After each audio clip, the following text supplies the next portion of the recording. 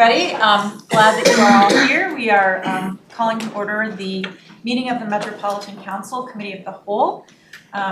We have a quorum. With that, the first item on the agenda is to approve the agenda. Are there any changes? Without any changes?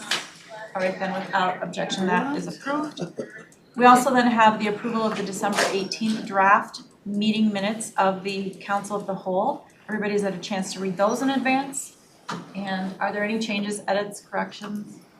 All right, then seeing, moved by, who's that moved by? Wolf, and seconded by Peter, or I should say, Councilmember Wolf, Councilmember Lindstrom. Any other discussion? Seeing none, all those in favor say aye. Aye. And those opposed, no. That passes unanimously. So we've got two items under information tonight. We have our first item, which is Art and Policy Community Conversations Update. And with us we have Ellie Holuhulin, I hope I said that right, Ellie, I will stand corrected, and Erica Herman. So if you would come on up, and anybody else that may be presenting on that, we are excited to have you here this evening.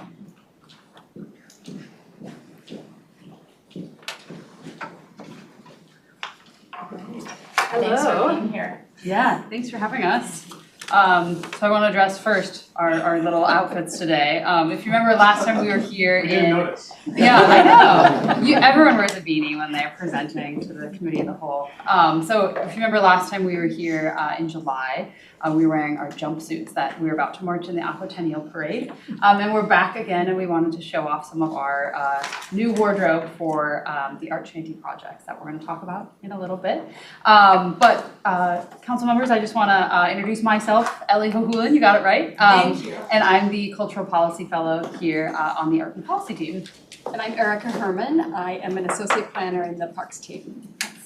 And so as we said, we were here in July talking about this project, but now we have a lot more updates of where things are at, how things went, and what's kind of the future in store for us. So is there a clicker or is it a... Yeah, how are we advancing the slides? Yeah. Okay. Oh, you know what, can you keep going, I'll talk to our AV person. There we go. Oh, okay. I think you can bring it to the table. I There think we it has go. a long enough reach where it'll work. Great. Love it, especially since it's quarter. Okay, awesome. There we go. Can you try it once and make sure? Yes. Okay, One got it, thank you. Okay, awesome, thanks. Great. All right, to bring you back to the genesis of the project, to truly imagine 2050, we had the opportunity to bring in the arts and artists to synthesize and amplify the Regional Development Guide's vision, values, goals, and policy areas. We knew that we were also introducing the Met Council more generally to folks who might not be familiar with the Council's work. And our hope was to make policy playful and fun with creative practices and artistic expression, to break down complex issues through arts-based engagement, and to kind of overall explore ideas of how can we meet the public in new ways and in unexpected places. So to talk a little bit about the scope of this project, and we're going to talk in more detail about each of these four areas, but first is our regional arts exhibition, which we had 4 visual artists creating illustrations that were then wrapped around buses, trains, on postcards that you might have seen. Oh, sorry, this is not. Let me go back. Oh, there we go. Postcards and buttons that were out on the table. So if you grabbed them when you walked in or as you're walking out, be sure to grab one of those. And those were working directly with our policy area writers. Our second phase was artist-led engagement with 9 community-engaged artists who work in a variety of mediums, anywhere from a sound garden to flag making to written manifestos.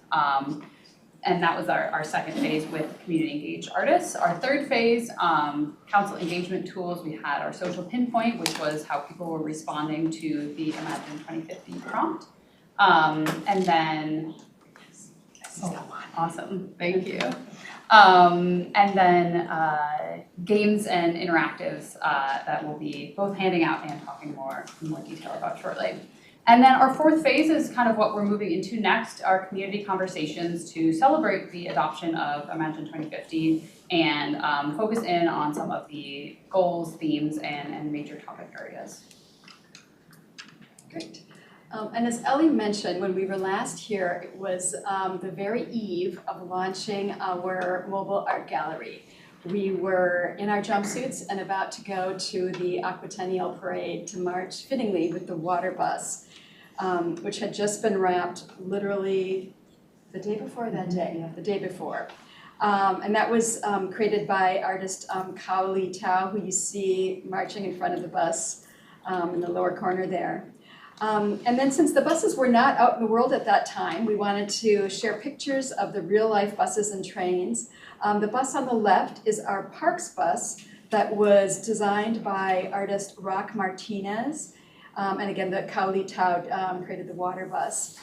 The bus and train designs were visual manifestations of the policy plans of our 4 policy areas. So we had water, parks, transportation, and housing and land use combined.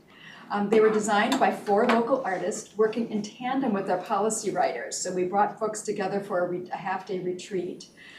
In all, there were 12 buses and 2 fully wrapped light rail trains, which ran from July to November, though a few of the buses are still out and will run through the end of the month.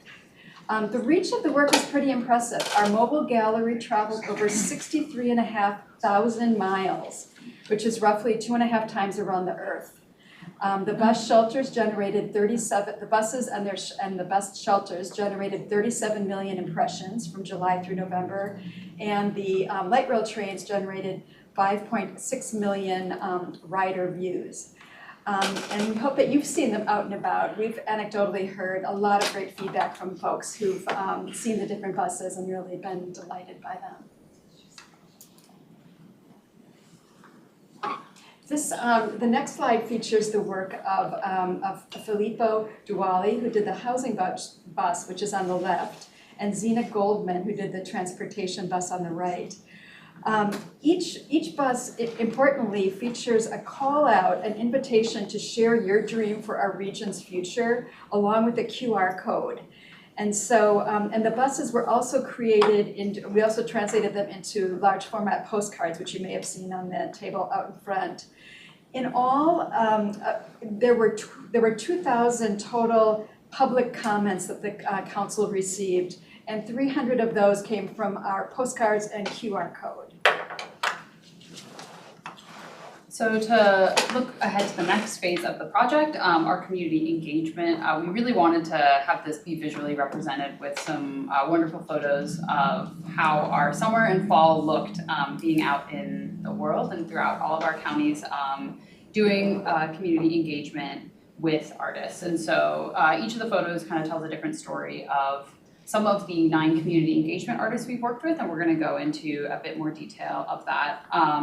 We had 9 artists that hosted or participated in 30 plus events that were across the region. And just like the visual artists, the community engagement artists were paired up with policy area writers and liaisons who helped them translate the themes from Imagine 2050 into what we're seeing in and how they can explain that to the public and kind of go into more detail, taking this artful lens. So this really looks a lot different from how typical regional engagement looks like and how it's looked like in the past. So things from a community engaged mural with the Chromosome Mural Festival and artist Thomasina Topbear to an upcoming installation that's going to be right out here in our HRA space with an artist, Witse Soko, highlighting some voices around housing engagement that's happened here at the council. So we'll go into detail with a few more of those artists. This slide features the Lebanon Hills Regional Park event that we did in collaboration with Dakota County Parks.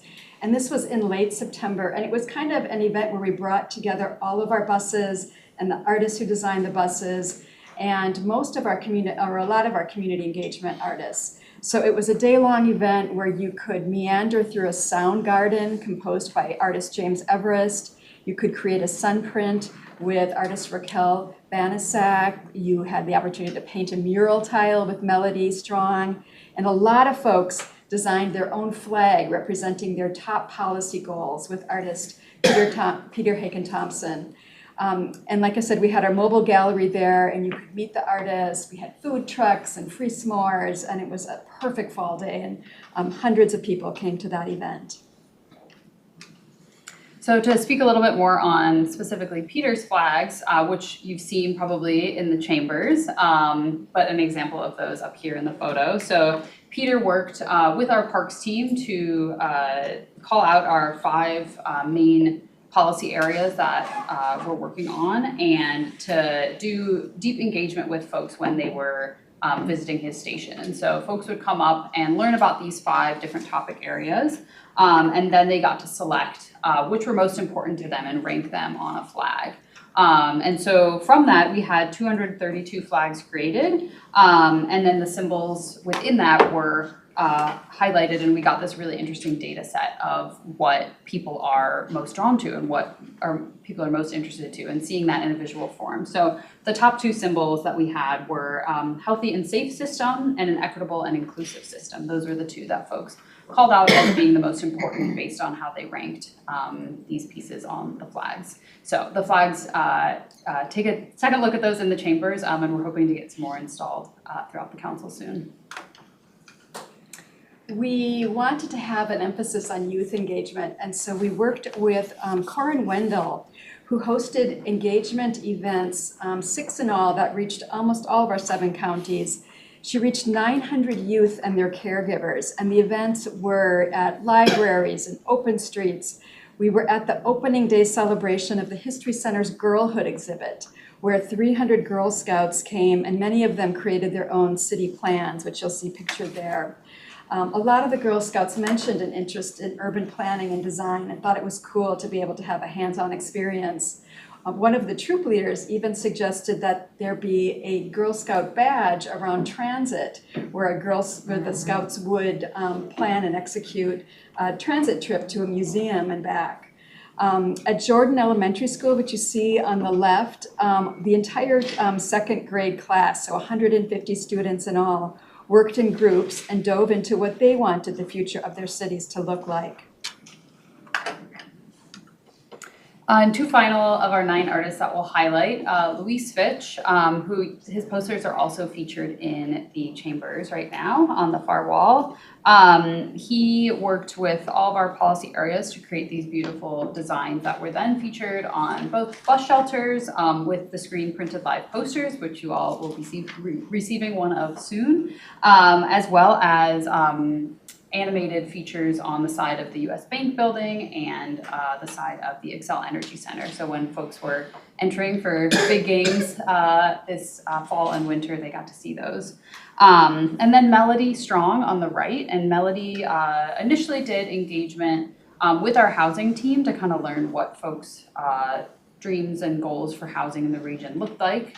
And then designed a mural that folks could paint, as you see in the bottom picture. So we had 144 community painted tiles that were co-created with 144 members of the community. And these were at events such as the Monarch Festival, which had over 8,000 people in attendance, as well as at our Lebanon Hills event that we mentioned earlier. Finally, the Art Shanty. And this is an event that you all have the opportunity to experience because we have one more weekend of it. This Saturday and Sunday from 10 to 4, we'll be hosting our shanty. And each winter, the Art Shanty Project hosts an immersive art program on a frozen Minneapolis lake. This year we're on Lake Harriet. They describe it as 20 artists embracing the challenge and opportunity of winter and the ephemeral nature of a frozen winter landscape to create a temporary, vibrant, colorful public art community. So it's an annual event that has a huge draw. We're estimating 30,000 people in all will attend this year over the 4 weekends. And we have to tip our hat to Chair Zelli, who came on the first weekend when it was 37 below zero wind chill. And the Parks team, you may remember, hosted an Art Shanty in 2020 where the theme was write a love letter to your regional park, and it was a really successful event that got about 4,000 love letters. This year, our theme was government game night, and we clad our shanty, as you can see, in the designs from our buses. And we invited folks to celebrate the policy goals of our future with one of Minnesota's favorite pastimes, playing cards. This time in a small ice house on a frozen lake with folks who are just meeting. So we featured our Go Policy game, which is something that we created, and Ellie's gonna pass around a deck for each of you. It's essentially Go Fish, but customized with our policy goals, so which are read aloud when a player puts down a matching pair. And so there really is something kind of magical when you are sitting around a small table with strangers. You have to learn their names to play the game. And you're, reading these, it's playful, but also it's important. I mean, these are, they're important goals, and people were discussing them. But the thing what surprised me the most was how many youth really love this game. So the art chanters draw a lot of families, and Go Fish is a game that young kids play. And so oftentimes there'd be a young child at the table, and when they had a match and it was their turn to read the policy goal, to hear that in a child's voice as they're sounding out each word, and that adults are leaning in to hear. I mean, it just really hits you that this is real. This is the future that we're creating for these kids. Let's see. So you have the chance to come again, like I said, this weekend. Oh, and the other thing that we discovered that was a little bit unexpected was how many people wanted to know if we were selling the card game. They thought they could use them, that they were teachers, they were people. Yeah. They were good fundraising. Yeah, there you go. They were people who worked at the health department. And there was even a colleague from Metro Transit who we handed off the template to, and he's going to use it for a de-escalation training he does at Metro Transit as a way to kind of lighten a heavy subject. So it's fun to see that card game sort of have an extended life beyond the shanty. And we're hoping to continue to play the card game at our upcoming conversation series. So we have 2 events coming up in March that we're inviting you all to as well. And this is bringing together thought leaders in conversation with artists to kind of foster dialogue in a new way. So drawing on some arts and cultural institutions that have this regional draw and really celebrate Imagine 2050 being adopted, and focus in on some of these key policy themes and areas. So the first event is March 20th, and this is at the Walker Art Center. It's going to be a conversation around climate and environment and connection with arts and government. So Abundant Cities is the name of it. And then the March 22nd is World Water Day, which is celebrated globally, but we'll be hosting a celebration at Malcolm Yards, working with artists, our projection artist, Con Rice, who's been doing a water projection, and amongst other artists and engagements with various water organizations to, again, celebrate this connection of art and government and kind of how we can move forward in the region, knowing that we're looking forward to all these goals for Imagine 2050.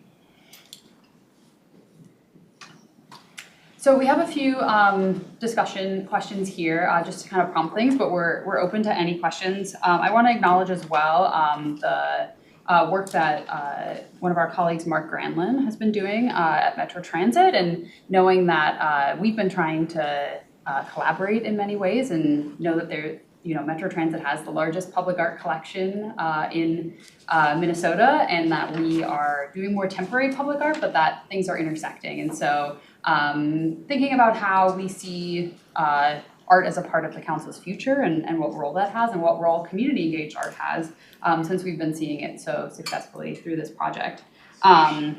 We also want to celebrate the work of all of our colleagues throughout each department. We've really had buy-in and excitement and engagement, as much as people showing up on a frozen lake for us, from all divisions. And it's really been breaking down the silos that I think can exist sometimes here. So that's been a really wonderful way to see our project take shape. So some questions to kind of guide discussion. How can this project support engagement in your community? And hopefully the cards could be a good way to start that. How else can we collaborate? What are your ideas to engage artists in the council's work? And again, we like to dream big. We're here wearing hats, so we are always down to dream big and get a little silly. And then do you see community engaged public art continuing at the council, and what does that look like? So thank you again for your time, and yeah, we're open to any questions, discussion, or thoughts. Great, thank you. This is just such a good representation of all of the hard work that's been taking place over the past year, and it's still exciting, you know, it hasn't worn off its newness, I guess. So, Councilmember Wolf, or Vento, sorry. Thank you, Madam Chair. Thanks for the presentation. I just want to do a shout out for Corinne Wendell. If it's the same Corinne Wendell, I think it is. She was my sector rep when I first started on the council. Used to be here in CDC, and I believe is maybe still with the city of Little Canada. I did some Googling because I recognized the name and thought this has got to be the same person. She's written a book called Ava Tanner, City Planner for Kids. And one of her goals is to encourage girls into city planning careers, you know, little girls. So I want to do a shout out for Corinne. She was great when she works here, and obviously she's doing great work with this youth engagement project that she's founded and is getting lots of acclaim for. So we might want to think about how we could include her in a Met Council event in any number of ways, because she's doing really important, good work. The other thing I wanted to suggest was, in terms of collaboration, I encourage you to consider working with the Purpose Arts High School. Those students have incredible potential. They have quite an active visual arts program and other activities there, and I'd encourage you to reach out to them. Yeah, thank you, Councilmember. Yeah, I think especially thinking about the youth and being able to hear from them is so important. So yeah, I like both of those suggestions. Any other comments? Councilmember Cedarburg, and then Pacheco. Your last bullet, do you see community engaged public art continuing at the council? Absolutely. So I would suggest you collaborate with the Washington County Park District. They also are doing art, and it just seemed like a majority of the art that was done here was very metro-centric, transit-centric. I'm not sure what hit Washington County. There's no public transportation. So, I mean, the next two events are Walker Arts Center and Malcolm Yards. So the east side of town and the far out, I would suggest if you work with somebody like the Washington County Park Department, you focus something at Lake Elmo Park, you will get a big draw from Washington County, and so I would suggest going a little bit farther out for some of your events and see what happens, or, you know, work with us council members to also publicize it. But, you know, it's a longer haul from somebody from St. Mary's Point on the St. Croix River to get to Malcolm Yards. And so they're probably not going to attend. So we have to spread it out a little bit. Great, appreciate that. Councilmember Pacheco, and then Councilmember Carter.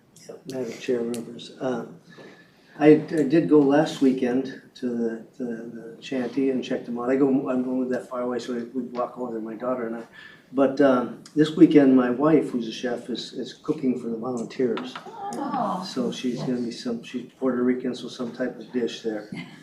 But that, when you're a chef, that means you cook for other people. Right. Not at home.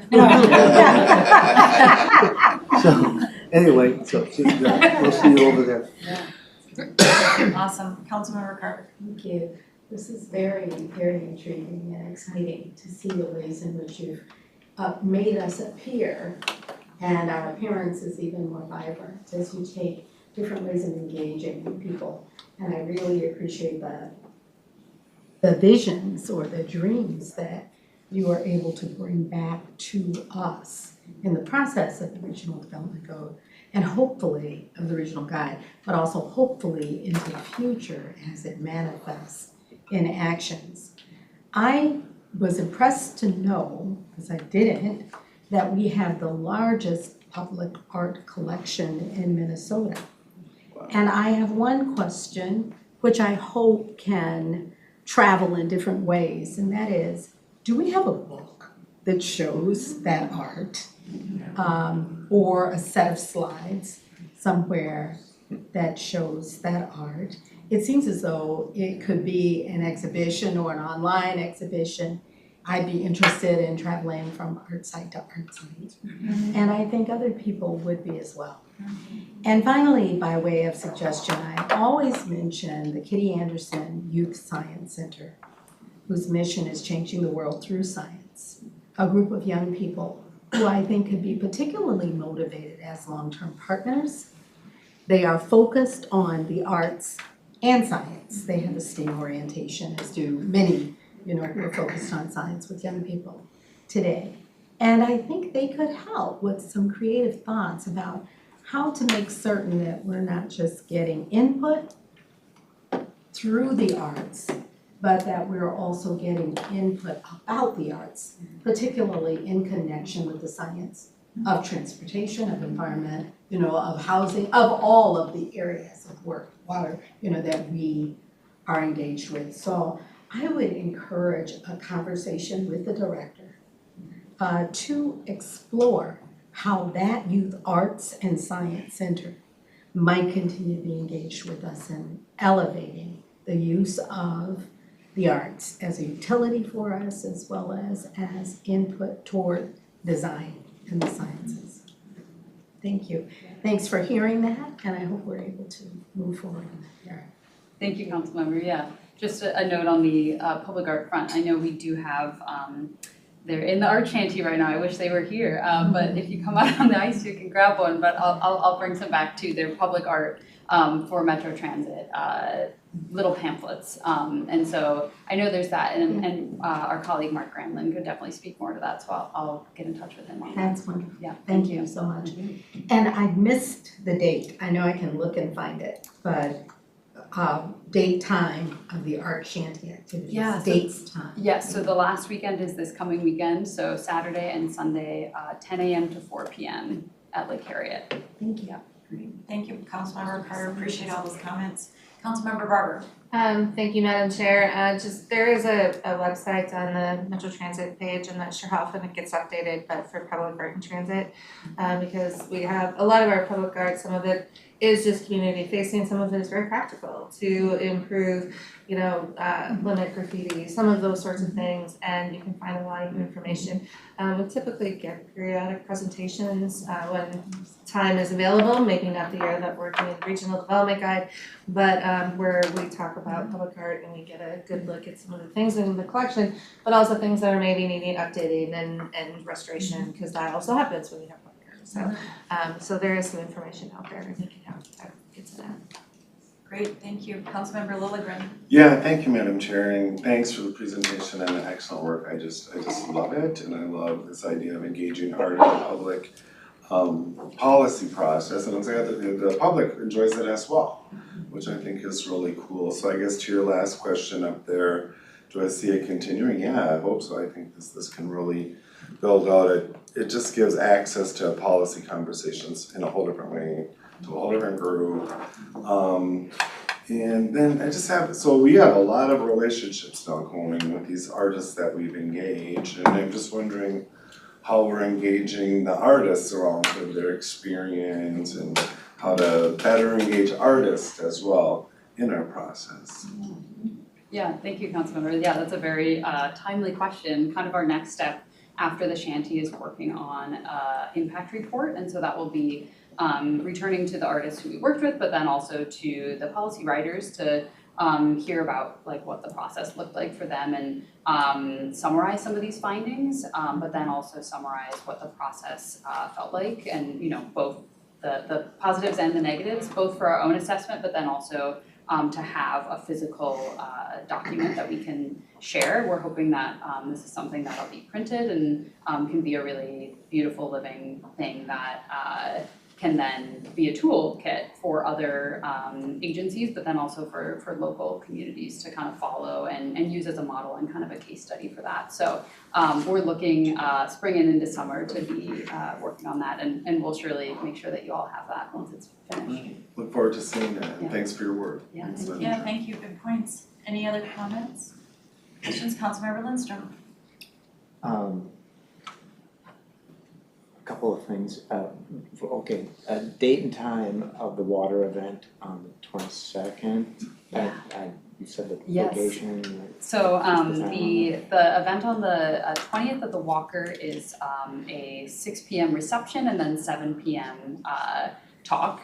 And then the event on the 22nd, at Malcolm Yards, that's it's a 7 p.m. start, I believe, or 6:30. Yeah, we're still deciding. Yes, Okay. yes, In the and in the evening, yes, we'll be able to share that. We're gonna be doing a projection on the United Crusher building, those big grain silos that are visible from everywhere, basically. And so we have to do it in the evening when it's dark enough to have that, so sometime around 6:30 or 7 start. Yeah, thank you. And the shanty, what do we do with the shanty when it's not out on the ice? And related to that, I'm just thinking we have these ribbon cutting events, hopefully sometime in 2025 on these amazing transit projects, Gold Line, B, Bus Rapid Transit, and E. And it'd be amazing to profile some of these art pieces at those ribbon cutting events. Yeah, thank you, Councilmember. I love that suggestion. I think that's awesome and a good way to kind of move this project forward and have it continue, especially around things that are really highly anticipated by the public. In terms of the shanty, it's a really good setup that we have. Ramsey County Parks hosts it when we're not using it for the shanty, and so they actually use it for ice fishing and for a warming hut for their own staff. So we knew when we got it that we wanted it to have a life beyond just the shanty, and that's been a really great tool for them and way that they can do engagement within the park system in a different way. Great. Thanks. Any other comments, questions? Go ahead, Brian. Thanks, Madam Chair. I think the one other thing just that's left in my mind, getting to see this, and great job as always, is just as we move into the next phase of the regional development guide process, and it becomes a different relational phase with others, like communities needing to start telling their stories as they work through their community processes. What, if any, role can we play? Do we want to play in that process? I mean, we're not the only ones who struggle to sometimes paint a vision and describe that in ways that can be tangible to people, but cities will struggle with that too. You know, why does land use planning matter? What do we want? And I'm reminded of this because I frequently find myself in individual conversations with city leaders who have quite a strong vision for their community, but outside of small rooms, it's sometimes very hard to tell, and art could be a part of that story. And so I'll leave with that thought too. I'm not making that just your homework, but it's something that we can continue to think about as we go forward. Yeah, I really appreciate that. Kind of dovetails into just a couple of things I was thinking about too. So, two things. So there are a lot of community centers that have artists in residence or local artists that come and do their shows, things like that throughout the whole region. And I know there's certainly in my neck of the woods, Plymouth and Maple Grove through their community centers has that happening on a fairly regular basis. So all throughout the region, asking these cities and communities, you know, what is already happening and how can we dovetail into some of that? I think it would be really welcome and timed very aptly timed with the 2050 moving forward. So maybe, I don't know, somebody must have contacts, but that I could see being very much welcomed into the community, and then the community promoting it out to all of their citizens, residents, business people, whoever, to participate in one way or another. And I think that gets at, you know, spreading it across the region and having those partners help us do that lift, right? After this kind of the phase one, and then having everybody else, if they're willing to embrace it, kind of make it their own with us. I think that would be great. Second question is, are we doing any of this at the Capitol? You know, I think telling our story generally can be difficult, and I think it's really important that legislators understand what it is we're trying to do that goes deeper than just headlines or seeing, you know, something flash across their computer or whatever. I know it's a strange legislative session so far, but they will get themselves figured out. But I just think, or if they've got time on their hands right now, maybe inviting them in to do some things. I know we've been pretty successful at that. And I think others across the region, and probably state are taking advantage of that. So just another really good way, I think, to invite folks in to see how meaningful this is beyond just, you know, the instant visual satisfaction that somebody gets out of it. What else did I wanna say? And I just, you know, some of this art is so beautiful. Are we able to make prints out of any of this, or, you know, take some of this and just even offer it as an exhibit out to be displayed for a certain amount of time within some of these galleries or community centers? I don't know if that's possible. Plymouth did a little bit of a thing, I think, during our 50th anniversary, and we had a competition to depict, you know, what does Plymouth mean to you, and then we had a winner, and we were able to create some prints out of that were very, I got one in my house, that's for sure, but I was probably the mayor at the time, so that made sense. But anyways, I just know that, you know, I think this is beautiful. Some of this I would love to have hanging in my house, you know, it's very inspiring. And then I don't know, again, if there's, you know, money does not grow on trees, but if there were about, you know, and guess, you know, engaging communities, if there was maybe just even a micro grant or something that could be available to plant in communities and then have them tell us back where their art meets our art, and kind of then have that mushroom out through the region, I think that would be cool. So those are just a few of my ideas. And then this is the only other thing with all this art we have. So where is the vault that it's all stored in, or who is in charge of it, and what happens to it all once it's kind of decommissioned? Because that it is important, I think, to Councilmember Carter's and other people to somehow retain, you know, in a book or in an archive or in a something over time what this all means. I think it's important for the now, but it's important for the people who come after us too. So that's all. That was a lot, but no. Councilmember Lindstrom. I was just thinking, so we're doing our Imagine 2050, and that goes to the local governments to do all their comp plans, and they all do public participation for their own comp plans, sort of getting what you were mentioning, Madam Chair. And so that's a further opportunity for us to say, hey, if you're having an open house to talk about your own comp plan for name your city, you're welcome to have these or something to go along with that. Yeah. Councilmember Lindstrom, we're on the same page for sure, because it's just another tool if they want to use it, but it's fun, right? It engages every age level, it's just fun. So I think that breaks down the scariness of City Hall and important plans, and I'm not capable, or I don't know what all that means. Yeah, people actually do. That's exactly what we want them to participate in.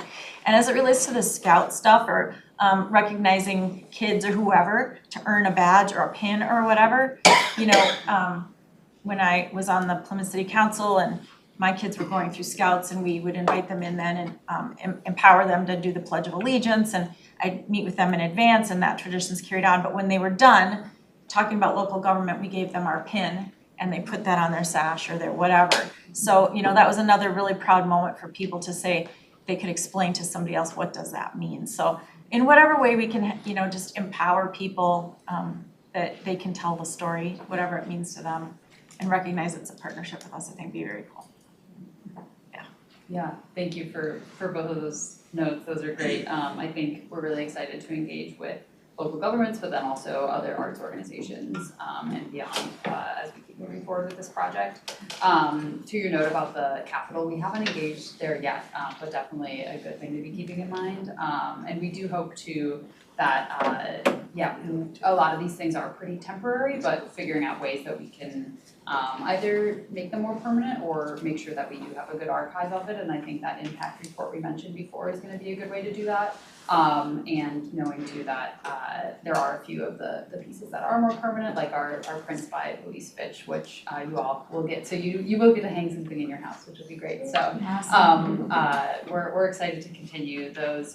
We'll be printing more card decks soon, since they've been people have been clamoring for them, and just continuing to grow out this project in many ways. So that's great. Thank you for all the comments. And just were those cards this body's your idea, or did we get that from somebody else somewhere else somebody had that? Because if it's ours, the whole wide world can use this. Yes, yeah, it was our idea, yeah, us and a few of the other people on our team. We truly spent a afternoon playing a bunch of card games and figuring out what could be applied to policy, and we went between Uno and Go Fish and various other things and landed on Go Policy being the one. And so, yeah, it came from us, and I think is something that could really be applied many places. Great, Councilmember Bento. I would encourage you somewhere, either on the box or on the instructions or somewhere, to have the Met Council logo. Yeah. We're good at getting beat up, but it'd be good for us to get credit where credit is due. Yes. I think right now, yes, we just have the Imagine 2050 logo on there, and then there's a bit of a description about the project on not the how to play card, but the second one. We don't have the logo on there, so that's a good note. We'll make sure to get that in there on the reprint. But we talk a little bit about the impetus behind this process and why we decided to have card games as one of our artist-led engagement pieces. Councilmember Carter.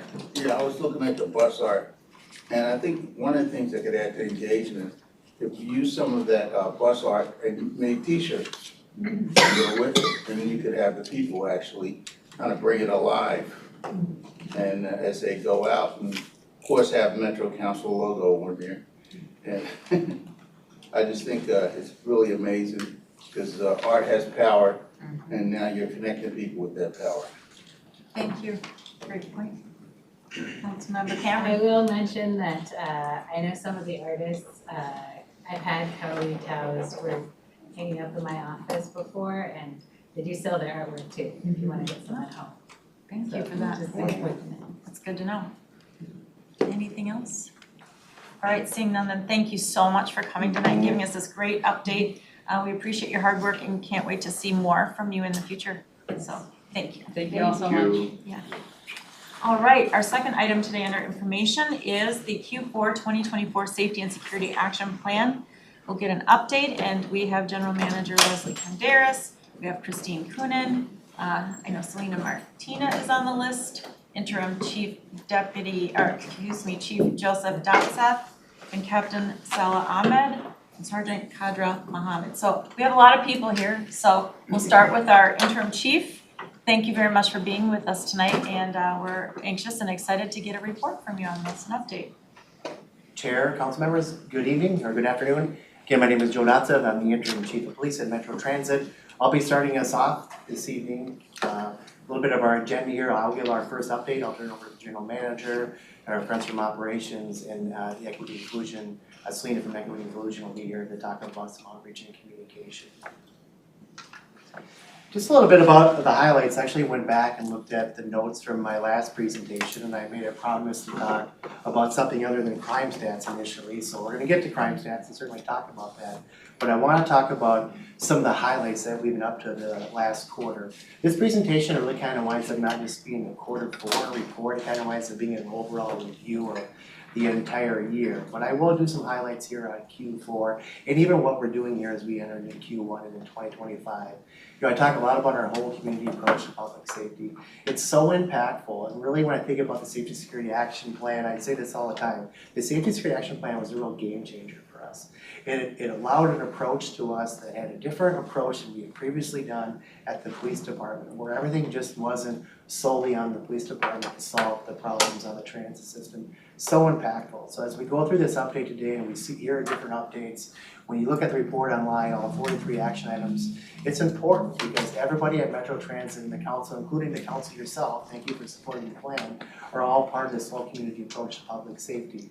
It also includes our partners in the region, not just law enforcement agencies, but just community partners from the attorney's offices, outreach workers. It's really impactful and it is making a difference on the system. Policing as a service, you know, we'll talk about crime stats again in the next couple slides here, but we actually define what policing is. Policing is much more than just arresting people and, you know, issuing citations and talking about stats, especially as a transit cop. We're so embedded with our community, we're out there interacting, our beat officer policing model, all that stuff we're doing. Policing is much more than just issuing citations and putting people into jail. It's about providing services, it's providing being role models, being good partners in the region. So I want us to start thinking a little bit more about that definition as policing as a service. This empowering the workforce through professional development and career opportunities is extremely important for me. So part of our work plan for 2025 and 2026 talks about career development for our staff. We hear this question all the time, what are we doing to try to hire and retain staff? There's a lot of things that we're doing, but one of the first things that we have to do, and one of my roles, even as the interim chief right now, is to ensure that our workforce feels empowered. So we have several positions right now, I just counted before I came in, we have several people in acting positions, and acting captain positions, acting lieutenant, acting sergeants. I'll talk about the transit response unit, but really what we're trying to do is allow our workforce to be empowered to make decisions that they've never been able to make before. And so many people in our organization are deserving of this opportunity. So it's really important to me to ensure that we're empowering our workforce through these development opportunities. When we talk about reported crime from 2023 to 2024, overall numbers, it is down 6%. When you look at the 2024 numbers at 7,402, 1,127 of those incidents were smoking citations. So that made up 15% of all of the crime in 2024. In 2023, we had 322 smoking citations. What this really shows is not just that overall crime is down 6% on the system, it shows us really taking an approach of what I would call problem-oriented policing. We knew that smoking on board vehicles through customer service complaints, we see it, right? Our officers are out there. We knew that was a real issue. And I really credit our patrol staff, our patrol captain, the lieutenants, and the entire team making this a priority. So when they're out there on special details or officers on beats, we're taking a much more focused approach to address with that issue. Now, whatever the issue is on the system or what we're seeing, this is one example of us taking an issue with this problem-oriented policing and addressing that. If you actually take out those 1,127 citations from that 7,402, we could have really decreased the crime numbers. But our proactive officers that are on the system, they're out there, they're addressing issues. And again, the number could have been a lot lower if we took that number out there, but we didn't do that. We increased our activity on the system to address a problem. FBI top 7 crimes. From 23 to 24, we saw a 15% decrease. This is generally what we call, the serious crimes, right? They're listed up there on the screen, where they include robbery, assault, homicide, larceny, theft, and person, right? These numbers are down 15%. Every week we have a CompStat, we have 2 great data analysts led by a great police systems manager that are just constantly working on data. We've seen throughout the year that these top 7 crimes have decreased on the system. So compared from 2023 to 2024, we did see a 15% decrease of serious crime. Crime rates per 100,000 rides. This slide's a little bit more challenging to discuss and to talk about. But if you look on the bottom there, the red line is the FBI top 7. And if you go back to 2021 is where this chart starts, you can see that red line's been somewhat consistent over time. Yes, we would like the number to be lower, but that number really has to remain consistent. What number in the blue chart really talks about all other crimes, right? And it kind of indicates what we're seeing on the system, that really high spike, and we see that big dip that really starts talking about safety security action plans, starts talking about trip agents, starts talking about supplemental security. We see that dip. Now then we see it go back up, back to proactive policing. Proactive policing really, and the officers out there addressing issues on the system, we really have an impact on what this chart looks like, along with ridership too, right? Because we're talking per 100,000 rides. So it's an important slide to discuss and review and to just really highlight that fact of, yes, you can see the big dip when Safety Security Action Plan really was in full effect or when it started, right? But we as the police department really can indicate a lot of that by our proactive activity. And it's something that I certainly don't want our officers doing. We want our officers out there. We hear this question a lot about perception of safety. We can talk crime stats all day long, but we understand that we need to do a better job of talking about the perception of safety of the system. We want our officers to be active addressing issues. Captain Ahmed will be joining me shortly to talk about some of the initiatives that the Patrol Division is doing right now. We can impact that slide, and I choose to have our officers out there. Our officers are doing a great job. They are, this is my 24th year in law enforcement. this is the most activity I've seen our officers ever do. It's amazing work.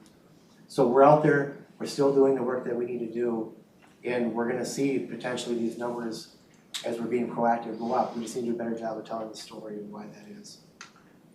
It's very similar to police calls for service. When you see the chart on the left talking about dispatched calls for service, we want those numbers to be low. We want our officers to be out there proactively calling out stuff. I can tell you in 2025 already, in the first couple CompStat reports, our calls for service numbers are up dramatically, double-digit numbers. That's a good thing, because I can tell that story. The number one call for service in 2025 to date is directed patrol.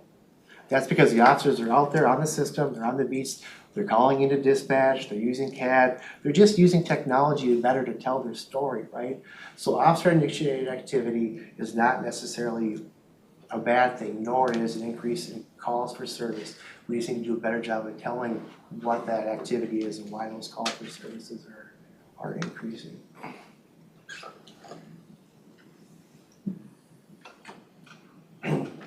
Our investigative case review and assignment, we get this question quite often about what our investigative unit is up to. It's a great team. It's led by a captain, lieutenant, there's a couple detectives and a sergeant that are up there right now. They do an amazing job, and they handle every kind of case that is imaginable.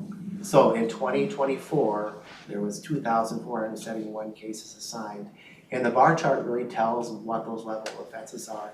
Misdemeanors were the highest number. That's not any surprise to us, because that's quality of life stuff. It could be misdemeanor assaults, felony stuff. I mean, the chart up there does not surprise me what that looks like. This prosecution summary slide, we get questions quite often too of like, what are the prosecutors, what are they doing, what's happening to our cases? I'm here to say that our relationship with all of our local and county prosecutors is great. I certainly want to highlight the work of Ramsey County Attorney Choi and his team, along with the St. Paul City Attorney's Office. They are great partners to work for. And you can see on this chart that the cases are not getting declined by the charging attorneys. And actually, we're getting a lot of, there's a lot of stuff obviously pending in court. There's a lot of convictions that are out there. Dismissed in court there's a variety of reasons for that. But our friends at the prosecutor's offices, if we put together a good case and that relationship that we have with them and our communication with them, I was just on a call today that Ramsey County Attorney Choi was leading, that communication and that two-way dialogue with the attorney's office is great. And our investigative team does a great job of staying on top of it. Staffing, always a challenge. Every time we come to one of these quarterly sessions and we talk about that, it's a challenge. I will say our support services division, which is our admin team, which I supervised as the admin captain the last couple of years, that admin team is great. We have steadily remained consistent with our admin team. In fact, a lot of our positions that we had, and maybe we had some sworn staff doing, a lot of our admin team is doing right now. We did get some additional headcounts in the 2025 budget that we will be working to fill. Our community service officer program, we have 16 right now. We're going to talk more about our community service officer program here upcoming. And our full-time police officers number, we're still at 109. I have some aggressive, we have an academy starting in 2 weeks. We're not quite at double digits. Our next academy is going to be in June. We have some very aggressive goals for that, so I'm hoping when we come back for some future updates, we have a lot of positive stuff to talk about this slide. I will say that number at 109, we're not seeing a dramatic decrease of numbers, right? So we're retaining our staff. Back to what I originally talked about, providing career opportunities and development opportunities for our staff is really important. So we're not seeing a mass exodus of staff. And Chief, can I just ask one quick question too, for a later time? Just also it'd be interesting to know the, we're bringing on new officers, but of course, there's attrition. There will always be attrition in any organization. But just understanding the why they're leaving or the why they're joining, right?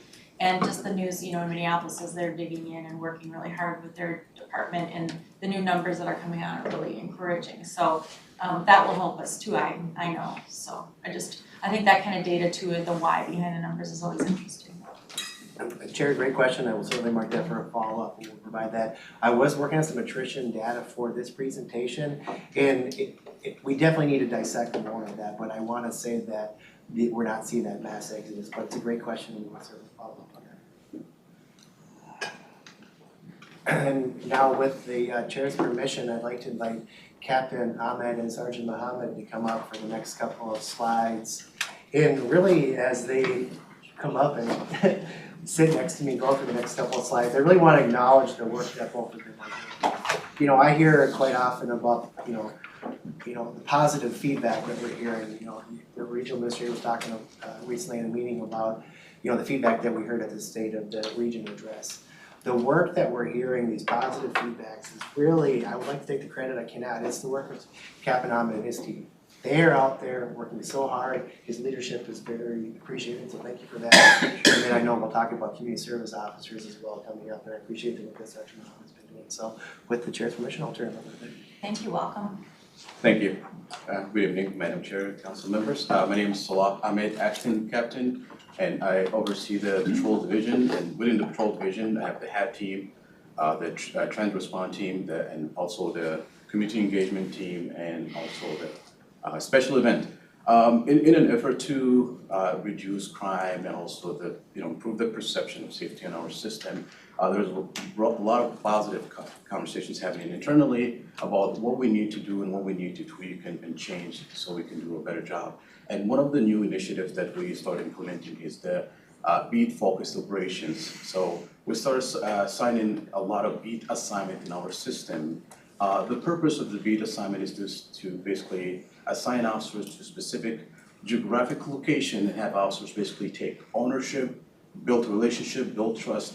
And as we are doing it, we're not just, our goal is not just to reduce crime, but we wanna, through our proactive policing, we wanna build trust and relationship with our community and our business owners. One example is the Hamlin Union beat that we implemented, and we have officers basically assigned from 12. We have two different shifts from 12 to 6, and from 6 to midnight. We have officers assigned to the Hamlin Midway area. Their job is to really station in that area and patrol 3 or 4 stations from Fairview all the way to Lexington. And their goal is to build that connection, relationship, and get out of their squad cars and get on the train, have good, meaningful conversations. And with that, we want to really not just police that area, but also really be part of that community and build that trust and engagement. And as we are adding more officers to our system, the goal is to really add more beat assignment so we can have as many beats as possible in every 3 or 4 stations throughout our system.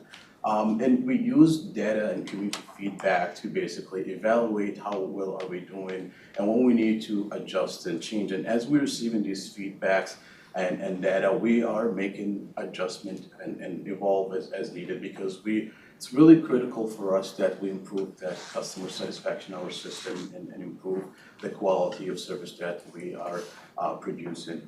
To add an extra good layer basically of proactive policing, we reestablished basically the transit response unit. We have 3 officers are focusing on proactive policing throughout the system. So every given shift, we provide them with data of what area we need them to target so they can address the customer concerns and issues and problems we have in our systems and deliver the result we're looking them to do. And the goal is, we have 3 officers right now, the goal is to really expand that unit and add up to 8 officers as we are adding more officers to our police department.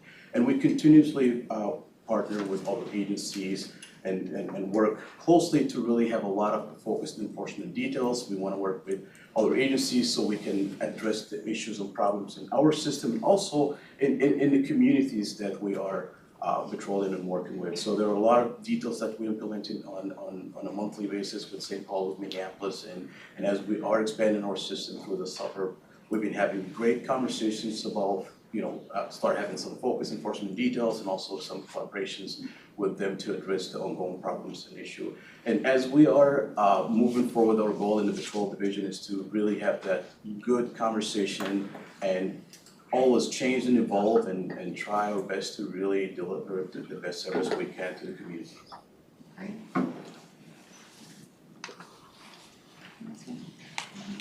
Madam Chair and council We'll members. scoot the mic down for you. Yeah. Yeah, we don't wanna miss anything you say. Sure, can you hear me?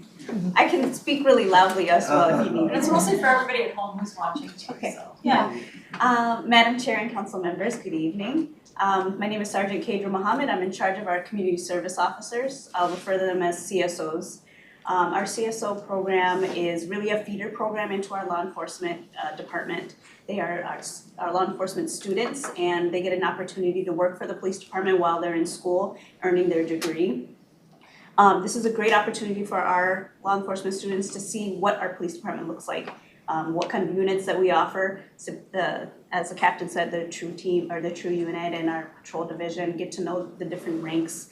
And similar to what you asked, Chair, about why they want to get into this field. They really get their feet wet as they get into the department, as they're earning their degree and establish mentorship with other police officers, and they're kind of able to show them the ropes. We also implemented the CSO Pathways program, and that's just a little bit different from our traditional route. They are able to get into intro level classes, and we're able to offer that tuition assistance for them as they're taking those classes, and still able to work on in the department and get the training that they need to ensure that they are ready for those next steps. We have already completed one cohort, and we have another cohort starting the end of this month here, and we're hoping that by the end of the year, our fourth one is able to be completed as well. Like I stated, it's a really big deal because we funnel these CSOs into our department as an officer. It's a way for them to be trained on a basic level before they get into their law enforcement roles, and I think it gives them a leg up compared to traditional hires. They not only know what our culture looks like in the police force, they are able to finish their school with that mentorship and guidance that's really needed, and I think it can grow our numbers quicker compared to other departments that we're seeing.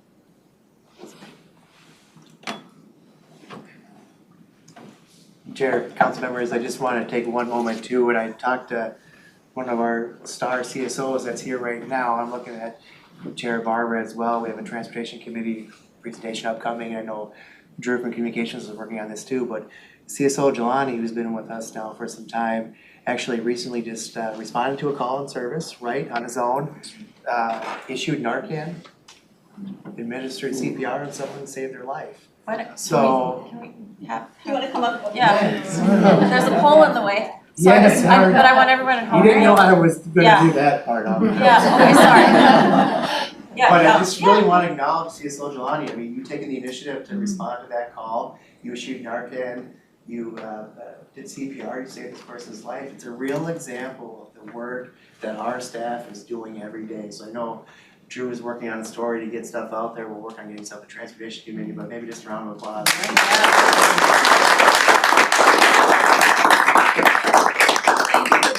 here and that, we're very proud of you, so we appreciate you stepping up and coming before us.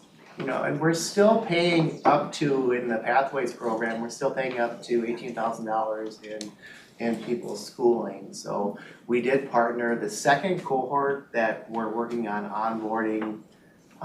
We should have, and we're looking at numbers for next month. I hate coming to meetings and saying numbers. I'm really hoping next time we come back that I wrote down, we have 16 CSOs right now. We started the CSO program in 2008. I don't think we've ever been above 20. I am so confident we are going to be above 20. A lot of that's the work that Sergeant Mohammed is doing, so thank you for doing that. But the Pathways program is going to make a difference. We're going out there, we're building the program from the ground up, so we're going to see an impact on that. The third cohort just launched last week, so there's a website that's out there. We'll start broadcasting that out there as well. We're lucky enough to have a retired Commissioner Chief Harrington on board for the third cohort as well. So he's been a big help at recruiting and getting that story out there. So the CSO program, which really we're kind of calling our cadet program, this is what's going to help us back there. And if anything else, tell our own story out there. So there'll be much more communications about that, but it's great. And CSO Jelani being here tonight is a real example of what the program can be like. So thank you for letting us share that story. And Brian, did you want to say something? I did. I want to give kudos to, while we were here, I just wanted to give a shout out, Captain Ahmed and Sergeant Mohammed last week. both joined us at the State of the Region along with Sergeant Rodriguez. You know, and so I was over talking to them afterwards, and I've had a couple of very kind emails come in referencing these two individuals and their work in our community, and the chair has been on a few of them as well, from community members who feel seen and heard, seeing our individuals right out in community and identifying with them and saying that like this has really changed the way they're seeing policing. These were in relation to Green Line related conversations, and so they weren't gonna say that today, and I wanted to make sure that was said out loud. But when I saw the group last week and we were talking, I was like, were you a part of the presentation that was pulled together in the transportation breakout room? And their answer to a person was, no, we just actually really wanted to join in a breakout room and be a part of the conversation, hear how it went. And I think as we talk about being one council and the work here, that was a really great moment, you know, like that we all play different roles both in those rooms but across our system. And I wanted to give a shout out to all three of you and others who aren't even here as a part of that, because you're changing the way that you are viewed, both in our work, but that's in the way that we all collectively then are viewed and in the way we're being viewed to help. So I just wanted to pause for a second. I really appreciate the entire group. Yeah, thank you, Councilmember Barber. Thank you, Madam Chair. I was very excited, and I did mention that they all came to my breakout session. I thought that was very exciting. But we got to talk about it a little bit during the session, and I think that it meant to it was a very wide-ranging group of people who came to that breakout session, and for them to put faces and names and see all of you really resonated. Like I had lots of comments afterwards that they're seeing the differences on the system. It meant a lot for them also to see you, whether it was a city planner or a mayor or something like that. So thank you for attending, appreciate it. Yeah, I just wanna echo that. You know, this has been a journey, at least for the past, 5 years or so, with the safety action plan and getting to this point today. And I will just say, we have always supported you, have deep respect for you, are excited about the work that you're doing, the progress that you're making. So I just, let everybody know in the department that there's never a day that we ever forget the hard work that's happening, and always appreciate with deep gratitude what you're doing. So please share that with everyone in the department too. Oh, Councilmember Carter. Oh, so much has been said already, and I thank you for mentioning the feedback that's coming from community, because we really are beginning to feel a very different sense of who our police department is and how we interact. And so what you're sharing with us today is the structure around that. I'm hearing the way the community is responding to your presence. And I just wanted to say thank you, a very big thank you also to Chief Dossett, because your leadership has made a difference. And even in what we're hearing today, as you bring forth the data doesn't tell the whole story. That's an important part of it. But the partnerships that are reflected in the work that you all are doing right now seem to be so much enhanced and stronger than, even a year ago, it seems. And I want to thank you for investing in that partnership and relationship and finding the strength of connection, such as you are with community and with our jurisdictional partners as well. I think that our success is dependent upon how well we work together across the region, and you are showing great strengths and promise. Thank you very, very much to all of you, and that is also to Mr. Shaw. Thank you. Thank you, Councilmember Carter. Councilmember Lindstrom. I took the Green Line a month ago from here to Snelling, and I was checked 3 times along the way to make sure I paid my fare, and it was the freaking greatest ride ever. Yeah, my God. So you're not in the statistics, is basically. I'm not up there, I don't think. Yeah, but it was great. Yeah, I was so pleased. Keep it up. Councilmember Osman. Thank you, Mr. Chair. First of all, I want to thank you, General Chief, and also Captain Ahmed and Sergeant Mohammed. And the 2 programs that you guys talk about, the community building relationship is very important. if the community trusts to law enforcement, there's a lot of progress to solve a lot of crimes happening in the community. Also, the other program that Sergeant Mohammed talked about, the early employment with the youth, it's a good way to retain employment. Now we have a lot of deficit in employment of officers, so I encourage you to do that, and we all support you and thank you for what you're doing. Thank you. All right, I can turn it back to you. Thank you, Chair, council members. I appreciate all the comments. I'm gonna try to get to a big closing here in a minute and then turn it over for some more questions. These partnerships that we talk about, it's especially as being a transit cop, like I thoroughly love being a transit cop. Like I am a transit, I think all three of us, we are built to be transit cops. And everything that we're doing and you're talking about, it's just normal for us. So when we talk about these ongoing collaboration events out there that we're working on, we have the University Avenue Corridor collaboration that Captain Ahmed and Lieutenant Lubner are leading, right?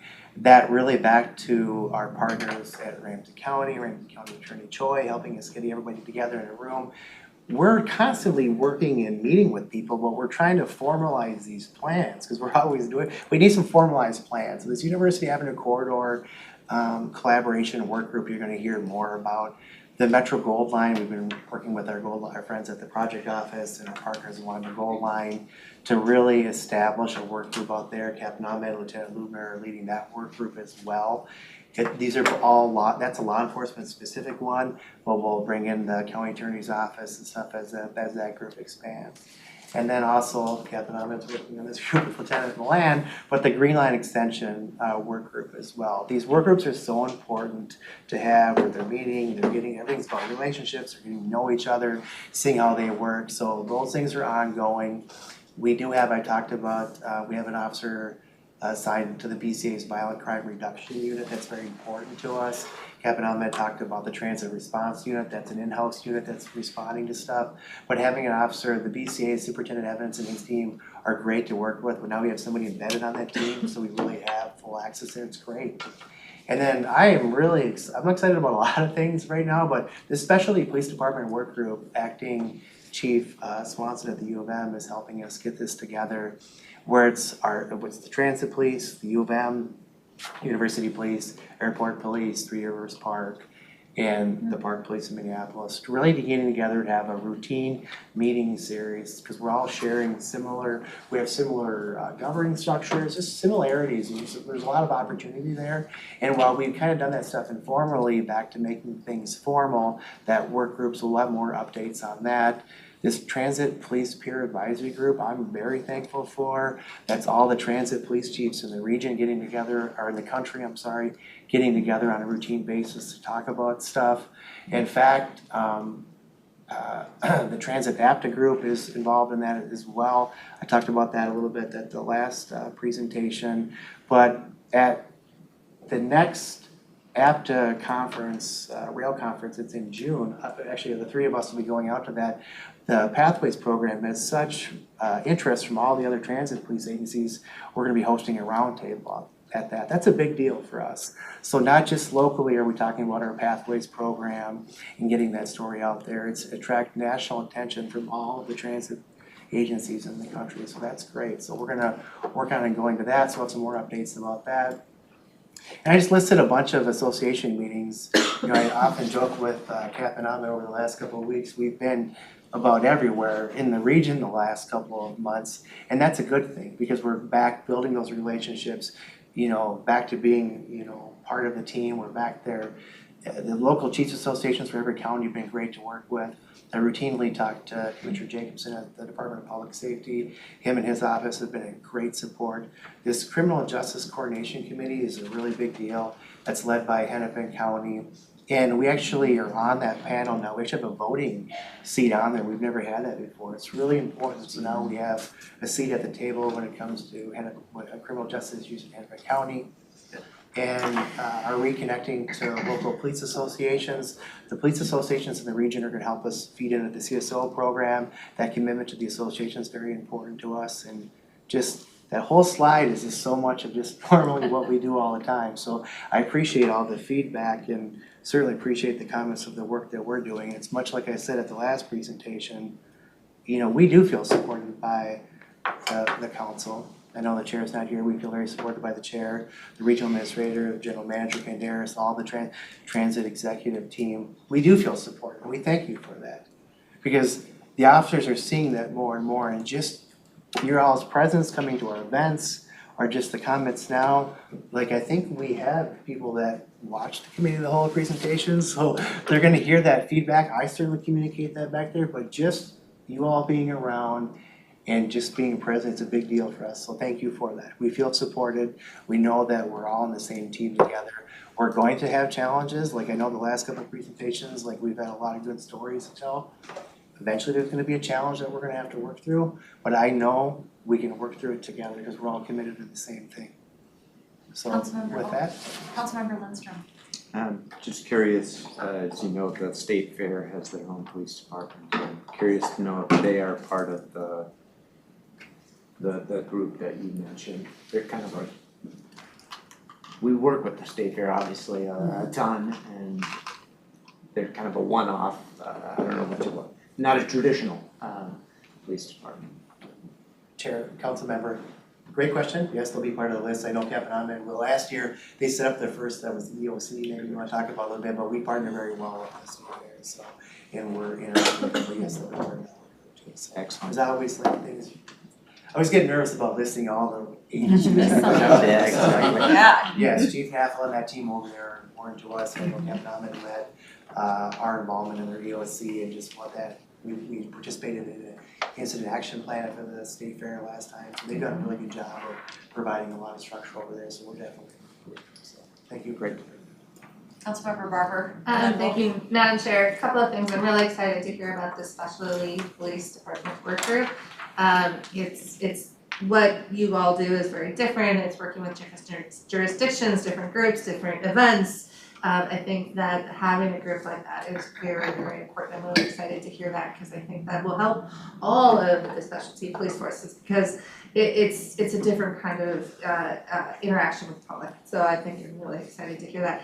Also excited to hear about the APTA roundtable. When I've been at transit conferences over the last couple of years, I hear a lot of very positive feedback and a lot of questions of how are you guys doing what you're doing, whether it's from being able to maintain our police force to how are we building ridership to funding to how are we maintaining operators and like all of those things play together, but a lot of it, so much of it does connect to the safety and security action plan, and for you guys to have the opportunity to bring that to the forefront and instead of people like me and Councilmember Chalice, who also has been in that role where we're the ones out going, well, we're doing all of this is what we're doing. I'm really excited for you all to have the opportunity to talk about it yourselves with cohorts and all of that. I think it's just great.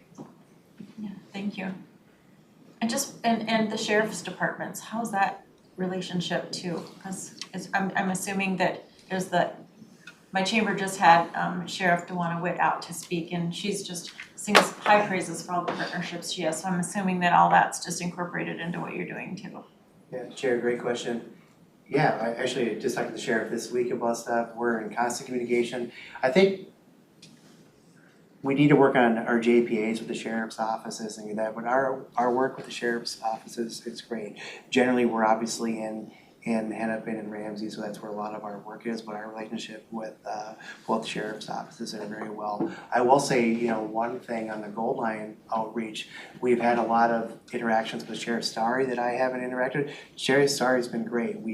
We went to a Washington County Chiefs Association meeting a couple weeks ago and did a presentation on what we had planned for the Gold Line and just all the work that we're doing, and the sheriff invited me to come and talk some more. So it's just a matter of building those connections, and it's a lot like a lot of the agencies. While we've worked in these other areas and transit's been there, we just have to build that relationship up a little bit more. But back to these Chiefs Association meetings being up there, all the sheriffs are generally at that, so we just gotta build those connections back there. But yeah, definitely the sheriff's offices are very important to all this collaboration work, so. Yeah, I really appreciate all the hard skills that you bring and the planning that you're doing, but it really does appear that the department's persona is really deepening and putting out that professional but very human attitude into the work, which I think is a huge piece in the trust building, and it goes a long way just just even in presentations like this or to the public, when you hold press conferences, you're out there, you know, in your beat or on the street or wherever you are. I think that attitude it's just a very caring and apparent attitude that you're in, you know, like you said, you guys are made for this. That's good. Like to hear that. And then I think just on behalf of the council, showing our appreciation to all those other agencies, because we know we don't do it alone, right? And I think a lot of time, and I'll just say, you know, when you read things in the media or you just hear things, it's just so focused on one department that it happened here or happened there. And again, to your point earlier, it's really us meeting society where they're at. And that takes a lot of people. And that's why we have these partnerships. So thank you for leading and continuing to grow and expand those partnerships, because that's where we're going to have continued success. I'm confident in that. Yeah. Oh, and Councilmember Wolf. Thank you, Madam Chair. As we were reviewing the Imagine 2050 plan in community development, some questions came up about whether the police department was included in the drafting of that. And the answer was no. And I just want to make sure that our other divisions besides Metro Transit know that we have this great resource on public safety issues, because it's not just checking fares. They're dealing with all sorts of things that are going on with people throughout the region. So making sure that anytime our other divisions are talking about things related to public safety, that they do tap into this great resource and all of this experience that we have on public safety issues. So that's sort of directed to regional administrators to make sure that the other divisions know that they have that resource, not just Metro Transit. Yeah, good point. And you're really, I think you give great voice to this, Wendy, on CDC.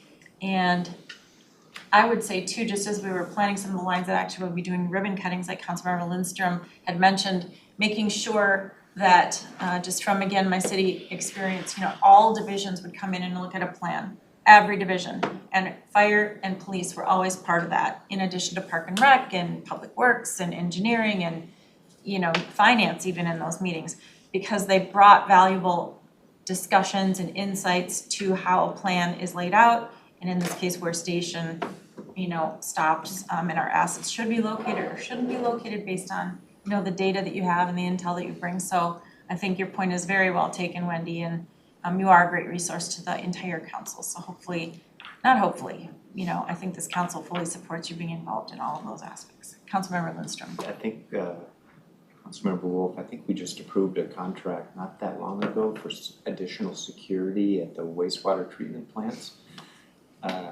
Contract security. So there's one example of maybe these fine folks could weigh in on just how best to make that security most effective. Yeah, great point. Thank you, Councilmember Lindstrom. All right, any last comments for us or anything? Any last comments, questions? Councilmember Carter. You know, I'd just like to say thanks for the great job, and I really appreciate the cooperation that's being built between the police organizations. Also, the idea of the beat cop. When I was a kid, that's how they built the trust in the communities. The beat cop knew everybody, knew what was going on. When a crime happened, they knew probably who was involved. And so that knowledge that's built and trust over time is very important. So thank you for that. Also, I did have a question. When I was looking at slide 6, the crime rate per 100,000 rides, and I noticed that you had a spike February, March 23, and then you had another spike February, March 24. And I was just wondering, what particularly do you think is happening to cause similar spikes during that same 3-month period, 2 different years? Chair, Dr. Carter, great question. It really comes down to the proactive policing, right? So when the officers are out there, we could almost pull that data there, and there's gonna be more enforcement out there. We'll do a deeper dive on that and make sure that I'm correct on that.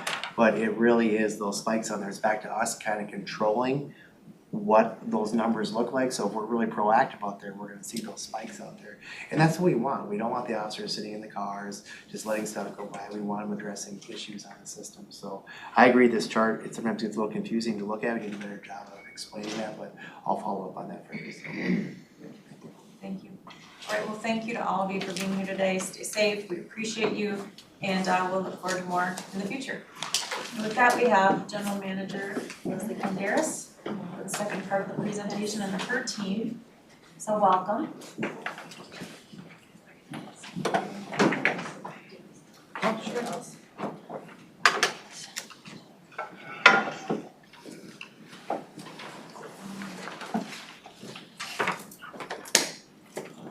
All right, good evening, Chair, council members. Thank you for having us here today to share our Q4 2024 Safety and Security Action Plan update. As Chief Dotz has said, it's not just our Q4 2024 update, it's a really good opportunity to look back at 2024 and look ahead to 2025. When we look back at 2024, we're pleased to see that ridership is growing and crime rates are decreasing. That's how we ended 2024 compared to 2023, and we're glad that those are the trends we're on. And at the same time, we know we have a lot of work left ahead of us. And as we look ahead to this year, 2025, it's a big year for Metro Transit and it's a big year for the communities we serve. We're launching 3 new transit ways this year. Gold Line in March, B Line in June, E Line in December. We've never launched 3 new lines all in 1 year, so that's exciting.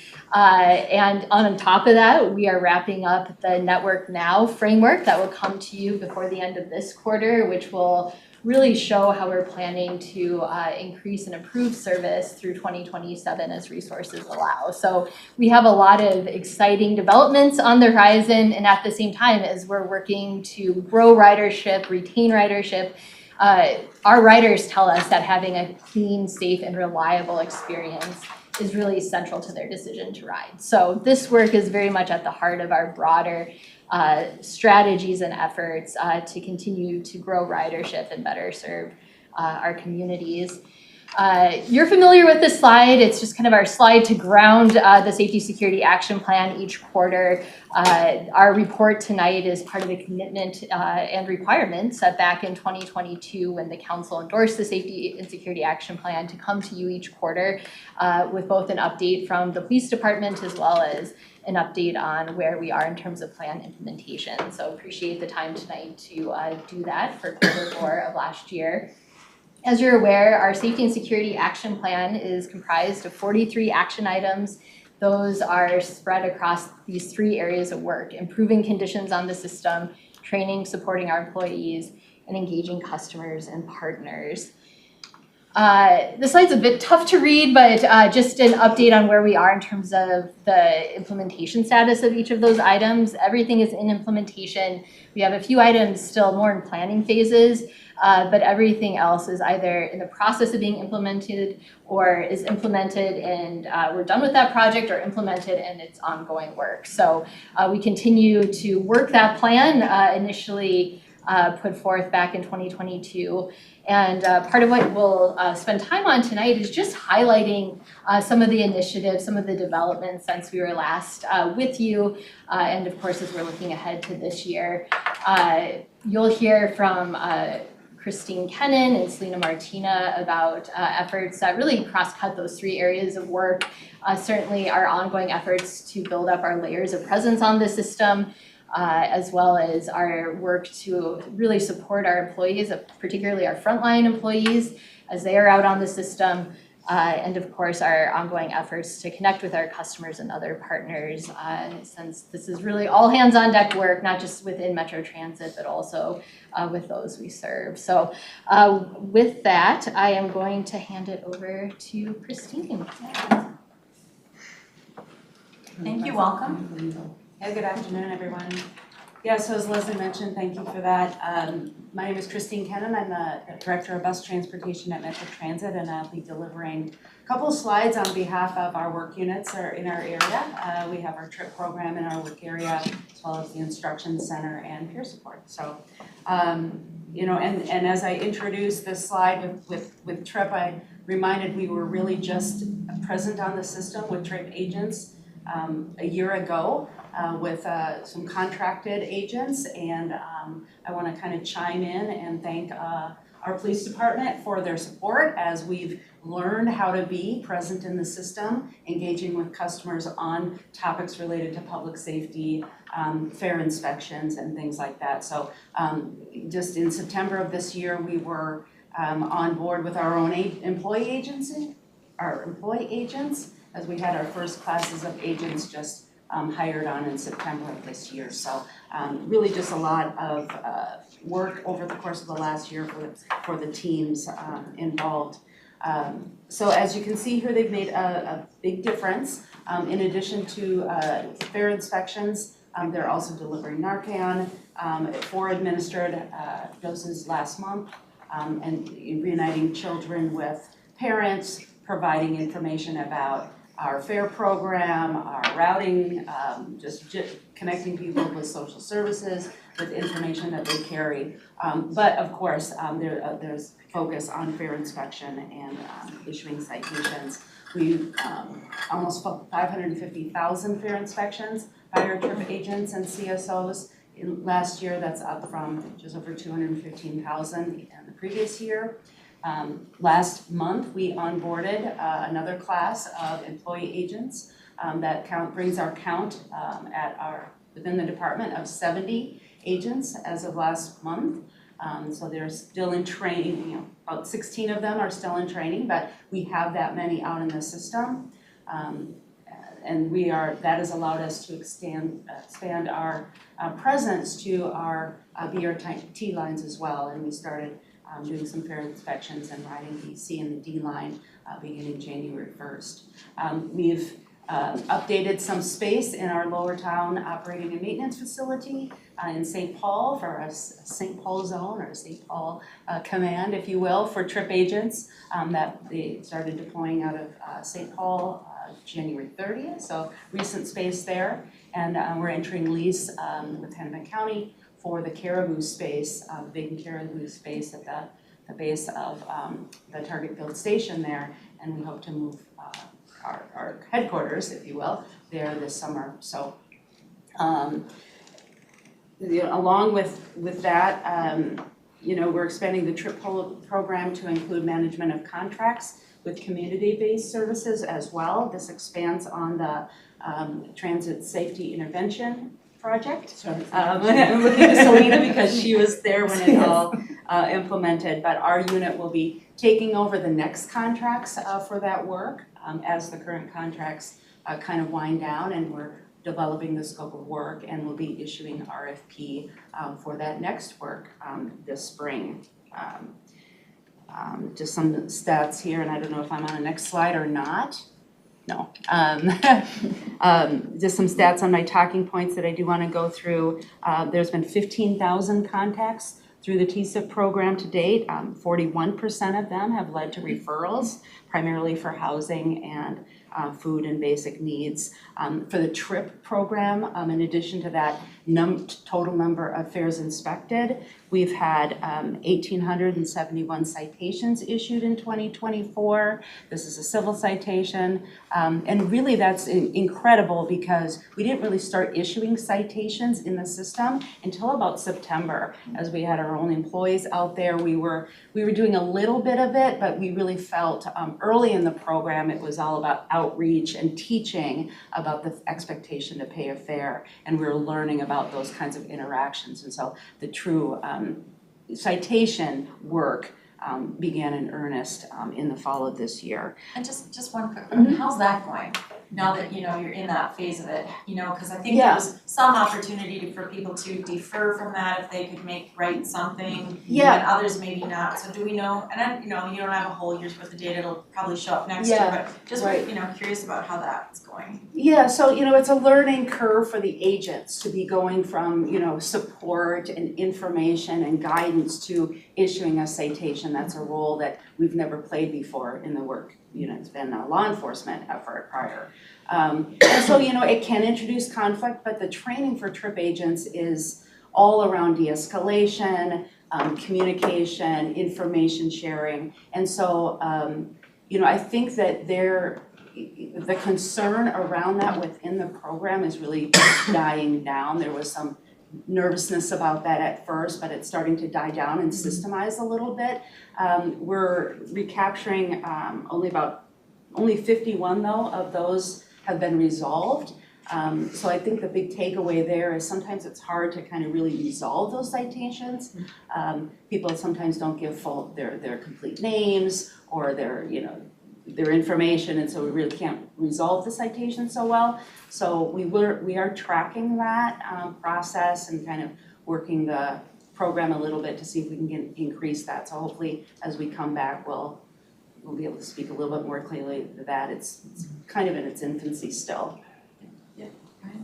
And one other piece I would add, I mean, as these things take hold and you have riders riding similar lines, similar systems, just like with HAT or anything else, it becomes repeat interactions. And so some of the issues around, you've seen someone who maybe cited something wrong, you can only play that game so many times across a few lines with the same folks working on those lines before you're gonna have a different type of issue start to show up. And so I have a feeling, I mean, this is my own hypothesis watching this, but having seen other things roll out, that year 2 looks different than year 1 for that reason. And as word gets out on some of that, it also changes the piece. And so, I mean, I'll just say, like, sometimes the questions we receive are all the fair compliance first.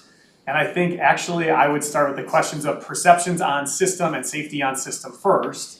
And fair compliance is one of the ways to get there. And then I think fair compliance is a piece that we're gonna continue to have to work on as we learn how these repeat interactions go. Right, I mean, that's exactly right. And, also the presence on the system, there's been some public facing around that, right? There's been some media around that. And so sometimes people will see agents on the train or bus and they'll just turn around and walk away. That's okay. I mean, it's a paid fare zone. You need to be paying to ride. And so we're just kind of watching that. I reflect on it just from the experience of a new agent. We have employee agents that are coming from other frontline workforce, and then they're interacting, kind of proactively for the first time and asking every single rider for proof of payment, and so that's. Especially Councilmember Lindstrom. Exactly. But they'll check everybody, right? And so they'll check to see if somebody's sleeping, are they okay? And sometimes that interaction in itself can produce a conflict, and so it's been a learning experience. And it'll be interesting too, a year from now, just to see when you've got a trip agent that's been around for a while now, how is that retention and what is that feedback about? Because it's such a new program that that'll be super important to not only the stats, but just I think the all-around experience and results that we're getting out of this program. So. Right, thank you. That's exactly right. That's how we're viewing it. And two, the interaction has been supportive and conversational and informational about fairing products and the TAP program, and a stat I should mention too is we're seeing encouraging signs that just with that presence as well, that 14%, the TAP ridership grew about 14% between 2023 and 2024 on these modes. And so that has, that is a direct reflection on our, boots on the ground, informing the public about, affordable ways to pay the fare. Great, thank you. And before I go to this next slide, I'd like to kind of introduce you to our newest employee in the department. This is Tricia Hopkins-Smith. Tricia is our new peer support program manager. She is a licensed clinical psychologist with a PhD in clinical psychology. She has worked with the VA supporting veterans with trauma, PTSD. And she says fun fact, so I'll use that. She has a familial connection as well with Metro Transit, and that her father was a bus operator for 20 years out of our South Garage. And so while she's new to Metro Transit, she is certainly not new to the work of a bus operator. And so we're just really excited to have her on board. And I just wanted to introduce her to all of you as I speak to the program that we're launching. Chair? Yes. Do you provide therapy for?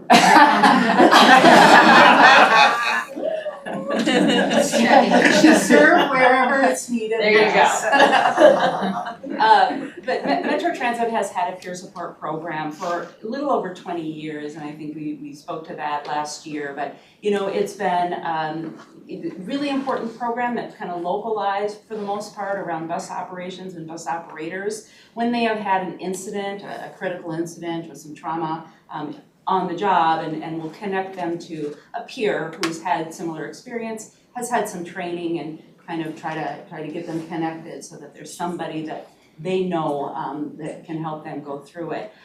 We found that the program was important enough to really invest in the program with leadership like Tricia, and then we're also hiring a coordinator position to support her as we launch this. So in the first quarter of this year, we'll be really redesigning and launching peer support program version 2.0. So. And that, I should mention too, that's in coordination with our own employee assistance programs, of course, and our LOD programs and other employee assistance offerings. So she's kind of playing that central role to connect everything. And then as part of that, the scope of the program will expand to other frontline workers as well. So rail operations, public facility workers, even frontline supervision who work in our control center and police dispatch. We're connecting with our police department to see what kind of needs there are to really take advantage of true mental health services. So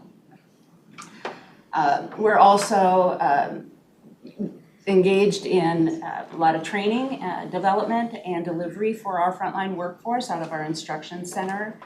Just last week, we launched a 7-hour, pretty much all day long de-escalation training program that is building on best practices from transit agencies around the country. It's a scenario-based training, really connecting frontline workers of all types in the same classroom so they can share experiences and go through like what would you do kind of scenarios if something like this happened to you on out on a platform or on a train or on a bus. So that has been developed by our instruction center, Dan Stauffer. I think you met him last fall. And really is pulling in our frontline workers to help develop the curriculum, the relief instructors, and in partnership with our AT leadership as well. Some expertise from out of our joint labor management safety committees have informed the development of the program, and we're just really excited to roll that out. We started training new operators with the program in September, but this will be the first time we're really getting in front of seasoned operators, seasoned train operators, and other workers that can relate to some of the experiences in the scenarios in real life from their own experiences. So we're excited about that. And then we continue to have a very robust operator mentorship program and apprenticeship program. And then just want to also mention that we did complete and train over 1,300 operators and other workers in our professional operator development curriculum that we launched in August and just completed earlier last month for the first time since 2019. So this kind of programming builds on skills that are beyond the mechanics of driving a bus. They're really customer service skills, how to really treat each other, treat customers, value differences, and really exercise some, true customer support scenarios. Just in a quick question, if I may, was it the pandemic that kind of sidelined that kind of stuff, and we're just through this plan and everything, getting it back up and running? Pretty much, the training resources and the operator workforce are pretty much, concentrating on the basics of, service delivery and the mechanics. And now we're kind of finally back up to the point where we can deliver this, additional kind of training to support our front line. And as our, which it's really well timed too, because so many of our new operators come without a lot of experience in either driving a bus or serving the public. And it's pretty intense work, and they're also kind of they're coming on full time rather than having a part-time experience first. Coming in full time, working the extra board, which means they're pretty much driving any route that's open. And there's just a lot of intensity around a new operator's first several months on the job. And so being able to give programming that speaks to those kinds of skills is really important, and we're excited about that. We got great feedback, so. And I don't know if it's, just how you do your scheduling. I just know that the longer you've been with the department, you probably get the routes or whatever that you want, or, you know, your Yeah. steady routes and then newer ones are filling in.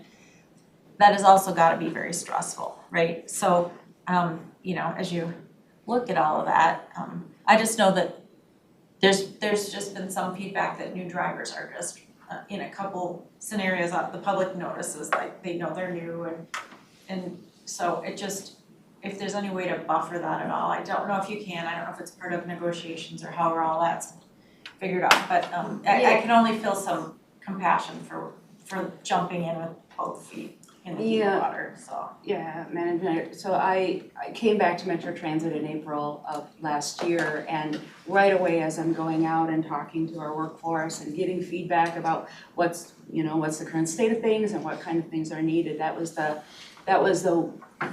almost the singular piece of feedback I got right away is things have really changed, and that, 7 years ago, we were hiring part-time, and then they had training grounds on maybe some express routes before they, had to work full-time and evening hours and low seniority, kind of,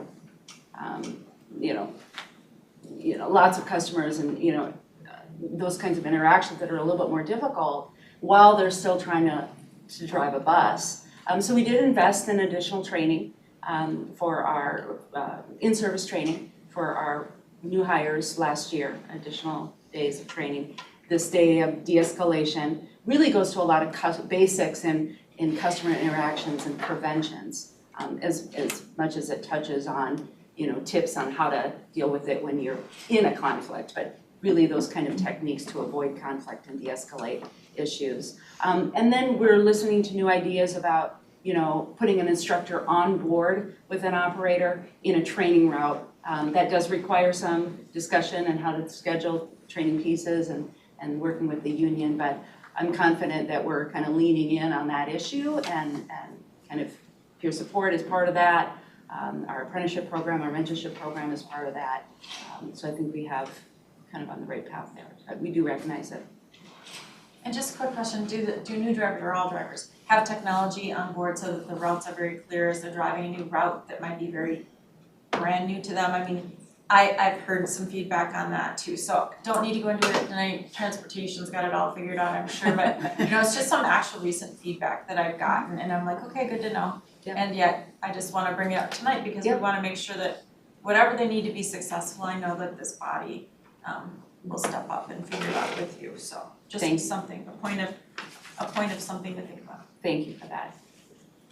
Thank you, Christine. Madam Chair, council members, good evening. Buenas noches. My name is Celina Martina. I am the Senior Manager for Equity and Inclusion at Metro Transit. Happy to be here with you today. Welcome. And, yes, thank you. I am here to talk a little bit about the anti-harassment efforts and our sexual harassment campaign. So this action item was really identified early in the process of before the Safety and Security Action Plan became a plan. The workforce group, I will call, Councilmember Vento being a big, you had a lot of great questions that really made us look into our data and conduct internal and external engagement about what sexual harassment is, what we understand, how pervasive is the problem.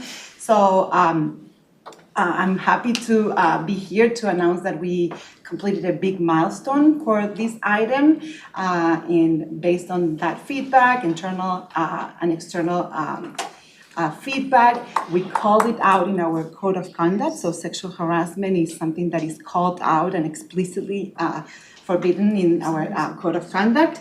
So we launched a sexual harassment reporting tool. So that reporting tool is live on our website. It's part of, it's another tool that customers have to report a problem. So as they report a problem with our system, such as they see something broken or they have a customer experience complaint, they can select a sexual harassment form. That form allows them to file a complaint, give as many details as possible, and do it in a form that is anonymously. Now, this report does not, I want to be clear, does not replace the text for safety or the 911 call for assistance and help and service when it's needed. So we are collecting this data, again, hoping to understand more about sexual harassment in our system and be proactive as we collect and monitor this data in the long term. To address, perhaps prevention and more awareness campaigns. So this tool was not done in isolation.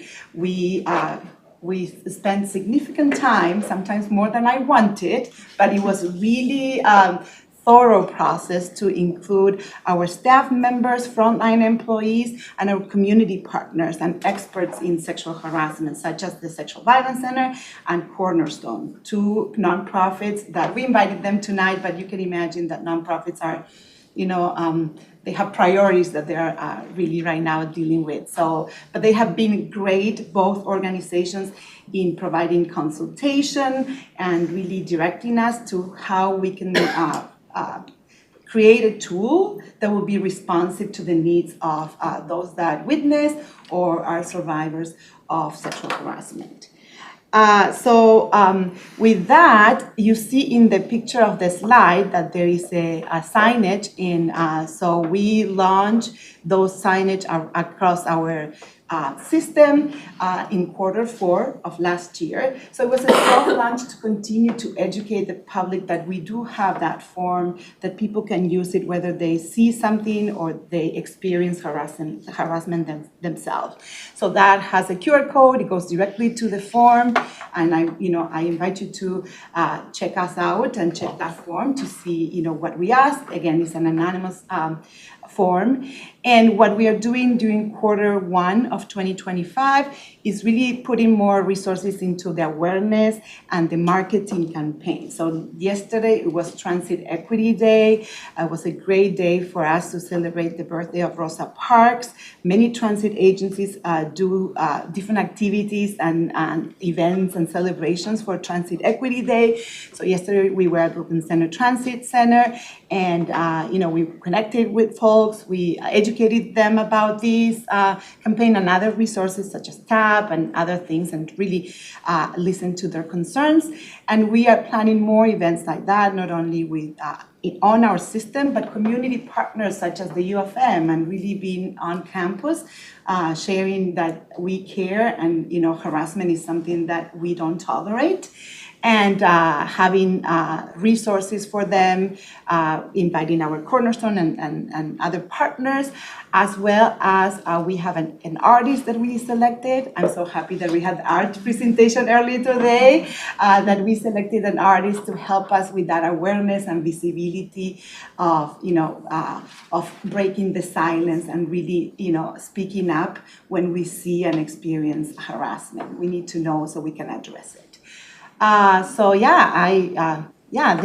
very happy again with this milestone. Still some work to do. So, thank you for your time. Yeah, are there any questions? We have a little more. This is our one more, and then we'll get to questions. Okay. Madam Chair, thank you. This is our closing slide. But thank you, Christine, Selena, for those updates, and to our prior presenters, Chief Dotseth, Captain Ahmed, Sergeant Mohammed. Also very pleased that CSO Jalali's here, and Trisha. Clearly, all hands on deck work, and these are really just highlights, and I want to put a plug in. Every quarter, we update our full report. It's online.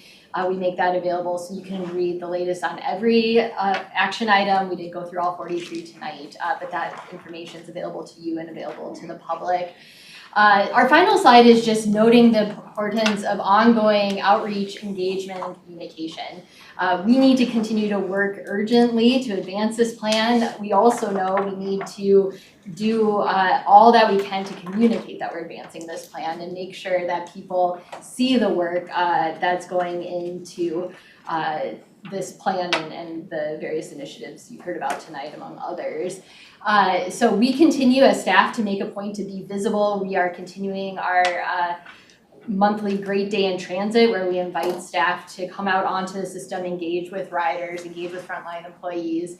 As you can see on the slide, we had over 2,000 shifts filled in 2024, so this continues to be a good way to connect employees to the people we serve as well as to each other. We are continuing listening sessions. This is a photo from one of our light rail listening sessions last year, and we'll continue to do those this year. We're looking at some days in May and September. And we have many ongoing programs as well. We continue to grow our Adopt to Stop program. We're attending many community meetings. Internally, we continue our practice of doing quarterly employee town halls at all of our work sites to make sure all of our employees have an opportunity to hear these updates, among others, and so on. So the final bullet on there is the website we maintain that includes the report each quarter and other updates. So with that, Madam Chair, that completes our slides, and we'd be happy to take any questions. Councilmember Vento. I have a question, I think it's a question, it's more like a gentle suggestion. Back on slide 21. And I just want to point out something. In the picture it says, I can read this correctly. Before this one? 20. Sorry, okay. If somebody's been talking to you after you've asked them to leave you alone, that might be harassment, but I don't know that I would necessarily want to jump to the conclusion that it's sexual harassment. So I just have a concern that we might be misleading the community a little bit. We have folks who have cognitive decline. They may not recall that they've talked to this person and been asked not to. They may be nervous. There may be any number of issues. So that's just my one concern about that particular wording. Yeah. I don't mean to sound like a former elementary teacher who's got her correcting pen out. Madam Chair, Councilmember Vento, thank you very much for your feedback. These signs were very carefully drafted, and we have worked with General Counsel, with Police Department, with community partners, and we have a website. So when you go to the form, there are some definitions of, that will be helpful to indicate, what constitutes sexual harassment, what is criminal in nature, and so forth.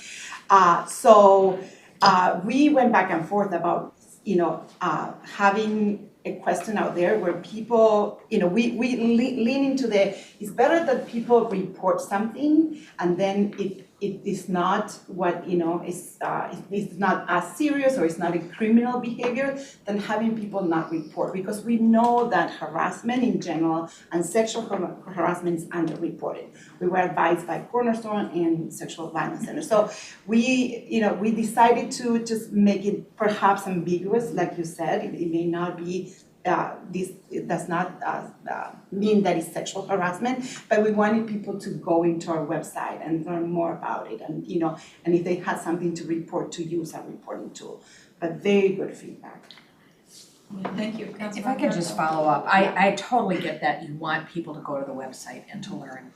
My only concern is that I think it has the potential of putting the Met Council in a tough position. Because if somebody does go to the website, fill out the form, report it, and we determine, no, that person wasn't sexually harassing anyone, you run the risk of folks going around saying, well, I reported that I was being sexually harassed and the Met Council didn't do anything about it. So I just am nervous about equations we make in our wording that lead people to conclusions that we may not be able to live up to. Okay, thank you, Councilmember Vento. And this is in other languages too out there, right? Yeah, Madam Chair, yes, it is in Spanish, it is in Hmong, and in Somali. Right, Councilmember Barber? Thank you, Madam Chair. So onto the outreach and communication part. I had many conversations with John Manager Harris, our Chief Justice mentioned this tonight, that it matters to get out, for council members to be out and to go see things. Things like Great Day in Transit, I don't know if we'll have a great week in transit again, but that was a great opportunity because it's a ton of different shifts, like literally there was not an excuse you could find one. And I think that, you know, doing that, engaging with our police force, with our operators, going out to garages during Transit Driver Appreciation Day, or just riding the system even though you're not a normal transit rider, is really, really important to be able to see the experiences and to kind of to get to feeling yourself. And, you know, not with a council member badge on, but just as somebody riding the transit system, I think it's really, really important. And I would say from our transportation committee chair, I highly encourage you to do that. And if you want to understand what highly encouraged means in my language, you should ask my children because they will tell you that, and I really want you to do that. Well, and I'll just, if I could follow up on the invite. I mean, if someone wants to do it and you're not quite sure the best way, I would volunteer that Leslie and I and the team would be happy to think that through with you, because sometimes it can be important to think through different ones, and we can give you different curated experiences of different products on our system. Yeah. Well, I'll go to Leslie and then back to Councilmember Barber. Well, just building on that, yes, absolutely what the regional administrator just said. If you're interested, not quite sure where to start or where to plug in, just reach out and we would be more than happy to support you with that. I'll also put on your radar, and I don't think we have this on calendars yet, but March 18th is the National Transit Worker Appreciation Day, and that entire week, so the week of the 17th, also the week leading up to Gold Line opening, we'll be really celebrating our employees, and there'll be opportunities throughout that week in particular. So anytime is a good time to be on transit. Talk to me, talk to the regional administrator, talk to others of us in the room if you're interested, but certainly that week in March will be one opportunity where there'll be some more structured. Thank you, Madam Chair. And like what we try to do, like when we talk about curated experiences, is there's opportunities that will take you out and allow you to try different modes all in one afternoon and move through the system and figure out, you know, what does a transfer mean? We're making decisions on our fare systems and how you pay and how you do this, and it's much easier to understand that if you're actually using the system. And just some feedback, which Elias and Michael, I know have met with council members, but I've been asking for this for a while, but in small ways, so I'm just gonna say it since it's a perfect moment. But for a lot of us, we have jobs outside of the council, we're running organizations, super busy, we're calendared out for more than a month maybe or beyond. So the soonest anybody at this whole council can get a hold on our calendar, send it even if it's not gonna be that day. Okay. Because I can count several members of this body who, if we don't get it right away, which, you know, it's just incredibly hard because we've already got commitments in our other lives with all of our hats, and we do want to be there. So that will enable, I think, more of us to get there. And so if there's a conference out there and maybe they're vacillating between a few dates, give us both dates as just general holds so that we can see, oh, something might happen. And then if it disappears, we're super thrilled because we get more time back in our lives. But the opposite, we can't get it. That's just been I know for me it's been difficult, and I know for others it has. So that'll help us, I think, have no excuse but to show up and do whatever you need us to do. Any last comments, questions? Just give one, Right, I know we're yes. at the end, Madam Chair, but Yes. I want to state this quickly, and Leslie, correct me if I get any of it wrong. I think it's important baseline stuff as we're going through this quarter, because there is a lot happening, both in new lines, but things coming on. So we didn't like nail a ton of this specifically today. So on the trip side, about 70 trip agents currently grows to 100 of our own trip agents, plus the contracted trip agents this year, which means a number that starts this year at 70 will grow to 130. To give you just a sense of what does that mean across the system if you're talking to somebody. And the other part is the Downtown Alliance partnership is now starting with ambassadors at stations in downtown St. Paul, and that's new. And then St. Paul Works has work happening, both cleaning stations and riding on trains, providing another level of presence all the way through St. Paul. Minneapolis called and said, hey, what about us and our downtown community? And so there's a similar conversation where you take the contract from one side, and we're in preliminary like exploratory phases now over there as well. And I'm leaving out other things, but I wanted to give a shout out to the GM and to Brian in the back here and others who are really like, there's a lot of partnership work going on to grow. Adopting a station is one way you're growing ownership. Another way is enlisting so many partners in being a part of an asset to this region. And I wanted to make sure we highlighted that before we wrapped up. Thank you. Very good. Very important. Any last comments? Well, thank you to everybody who presented tonight, super important information, great to have these updates, you've got our full support, we're very grateful for you. And with that, meeting is adjourned, thank you everyone. Good job.